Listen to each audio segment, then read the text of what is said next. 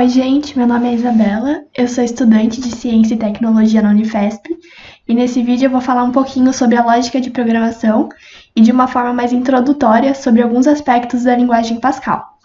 Bom, eu vou deixar aqui na descrição do vídeo o link de uma apostila que eu usei como fonte alguns exemplos nesse vídeo, que foi criada por alguns estudantes da PUC. Então, para começar a discutir, a gente tem que primeiro entender o que seria a lógica de programação em si, o que seria uma linguagem de programação e do que se trata um algoritmo. Então, a gente pode dizer que a linguagem de programação é basicamente o modo como se escreve ou como a gente pensa em um programa de computador, que seria um algoritmo. E a linguagem de programação seria um método padrão para poder escrever essas instruções que queremos passar para o computador. E é justamente aí que entra o conceito de algoritmo, que é uma sequência de instruções que devem ser seguidas para resolver um problema ou executar uma certa tarefa. Aí no slide, a gente tem duas imagens, né? Uma relacionando Pascal, a linguagem de programação, no canto mais esquerdo, já que ela é uma das mais conhecidas, mas não é a única, porque hoje em dia existe uma vastidão de linguagens, como por exemplo, a gente tem a linguagem C, C++, Java, e aí depende do que você quer fazer, o tipo de programa que você quer trabalhar e qual a finalidade, né, desse seu trabalho. E aqui no canto direito, a gente tem a imagem do que seria um algoritmo encontrado mais no nosso dia a dia, uma receita de bolo. Então a gente tem uma sequência de comandos que devem ser realizados, né, como por exemplo ali, misture os ingredientes, unte a forma, despeje a mistura na forma, e tudo isso para se ter o resultado final, que nesse caso seria um bolo. Antes de falar um pouco sobre a linguagem Pascal, é importante a gente ver de forma mais simples sobre sua história. Bom, a linguagem Pascal foi desenvolvida no início dos anos 70 por um pesquisador chamado Nick Lawes, na Universidade Técnica de Zurique, na Suíça. E o principal intuito que ele tinha era a criação de uma linguagem simples e eficiente, justamente para o ensino de programação. Tanto que em diversos cursos introdutórios à linguagem de programação, Pascal é muito escolhida, né, para esse primeiro contato dos estudantes.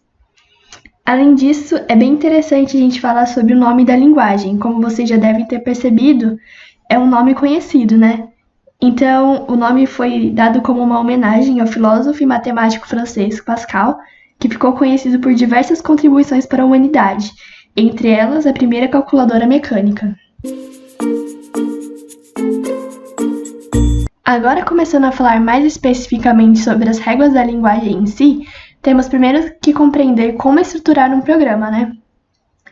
A estrutura básica de um programa em Pascal é basicamente dividida em três partes. Então, esse diagrama aqui que eu montei pode ajudar a gente a entender um pouco melhor como isso funciona.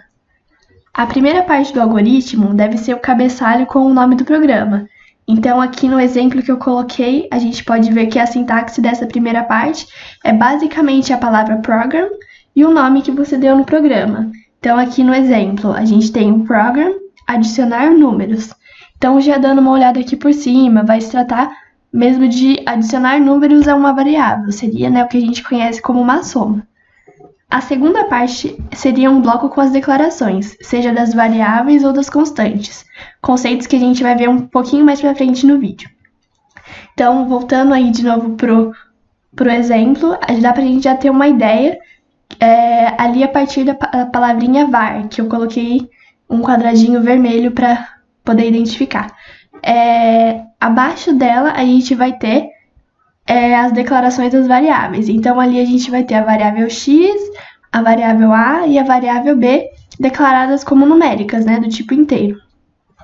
E por fim, a terceira parte do programa seria o corpo, o desenvolvimento do programa em si, delimitados pela palavra begin, que seria o início, né, do programa, e o end com o ponto final.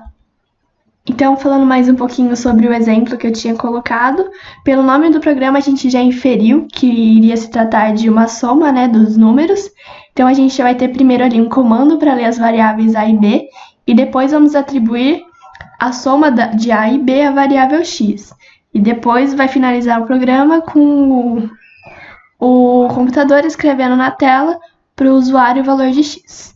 Esse comando de atribuição e sua sintaxe nós vamos ver no decorrer do vídeo também. Esse slide de agora vai mais como uma curiosidade, né? Porque diz a lenda dos programadores que se você começar uma linguagem e seu primeiro programa não for o Hello World, você nunca irá aprendê-lo.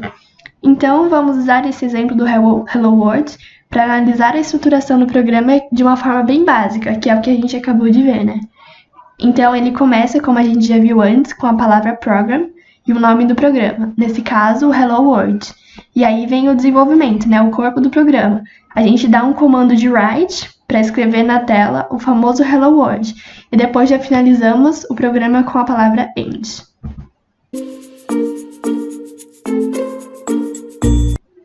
Agora vamos falar um pouco sobre como identificar as variáveis e as constantes nos programas, porque existem algumas regrinhas básicas que a gente deve seguir. Mas antes, é preciso que a gente entenda o que significa cada uma dessas palavras. Bom, uma variável nada mais é do que uma correspondência a uma posição na memória do computador, cujo conteúdo a gente pode variar. E as constantes, como o próprio nome já diz, são valores fixos que não se modificam com o tempo no decorrer do programa. Para a gente definir, declarar, poder dar nome a essas variáveis e constantes, a gente tem que se atentar em 3 principais quesitos. Primeiro, o nome que eu vou querer atribuir deve começar com um caractere alfabético, seja ele maiúsculo ou minúsculo. Na sequência, devemos ter uma sequência de caracteres, seja ele alfabético, maiúsculo ou minúsculo, numérico ou o caractere que a gente conhece como underline. E por último, é preciso ficar atento também para que o identificador não seja igual a uma palavra reservada, como var, begin ou end. Aqui eu coloquei uma tabelinha para a gente poder visualizar melhor alguns exemplos válidos e não válidos de identificadores. Então aqui do lado dos identificadores válidos a gente tem o BB, nota 1, P1, meu underline identificador, e no lado dos identificadores não válidos temos o 23, que não começa, né, com um caractere alfabético, o 1A, que também não começa com caractere alfabético, e o Y, parênteses 87, que tem esse caractere parênteses, e meu identificador, que é separado com um espaço.